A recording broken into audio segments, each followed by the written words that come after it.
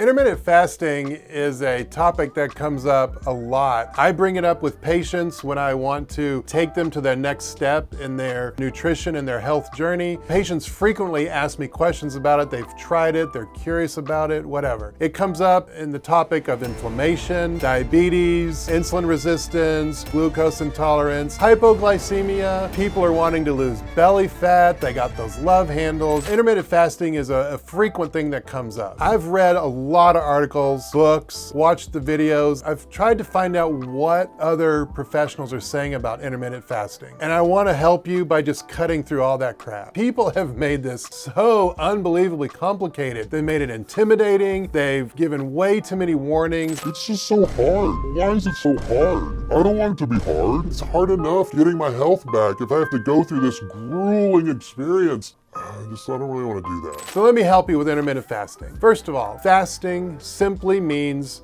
abstaining or not doing something. We've most often heard it in terms of food, but fasting can be not doing anything. Those of you who've practiced fasting for spiritual or religious reasons know that it could be fasting from another substance like alcohol or cigarettes. It could be fasting from a specific nutritional substance like sugar. It could be fasting from spending money, going to a location. There's all kinds of things that we can do to fast. So fasting simply means abstaining from something. In those terms, when we go to sleep at night and we don't eat for 6 to 10 hours, that's fasting. And that's why the first meal of our day is called breakfast, or if you haven't ever noticed, break fast. So when people tell me, "Oh, Dr. Martin, I don't eat breakfast. I know that's so horrible and I really shouldn't do that." well, don't worry. The meal that you do eat first is break fast. If the first thing you consume in the day is a shake or frap from Starbucks that's loaded with sugar, then you just had breakfast of sugar. In other words, the first food that you're eating is breaking your fast. That's the breakfast. And studies have shown that it's really not about whether you're eating breakfast or not. It's the quality of the nutrients that you get when you break your fast that matters. It's not the timing. The timing is important for other reasons. A lot of people talk about paleo, prehistoric, ancient, those kind of things. I'm not trying to get to a particular time. I'm trying to say, let's take ourselves out of this current place and time where we have food all around us in abundance. We've got it in our drawers next to us. We got a fridge near us. We got it sitting in our car. There's a convenience store and a restaurant immediately available. Like, there's always something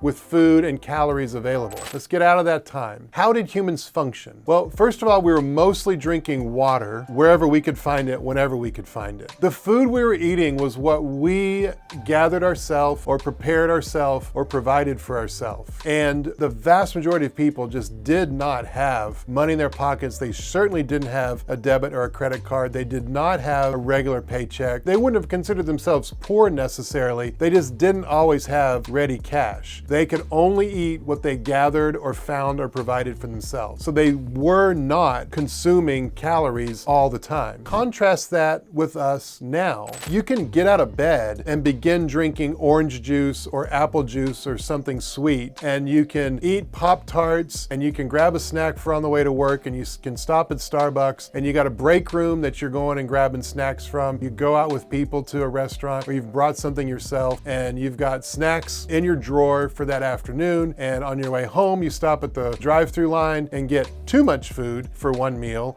and you eat that, and then as you're watching Netflix in the evening, you're going to your pantry, your freezer, and you're getting more food. And you probably had a large sugary drink along with you most of the day. That would be like, say, 6 o'clock in the morning to 10-ish at night, that you never went more than an hour or more with no calories going in. That's the abnormal situation. We all think of it as normal, but that is very, very, very abnormal. And the human physiology is absolutely not prepared to do that. This is where we get cellular dysfunction, glucose intolerance, insulin resistance, and we begin putting on fat. We can begin packing on weight, building our fat cells, belly fat, love handles, and lots of other places depending on your own personal inclination and how fit you are.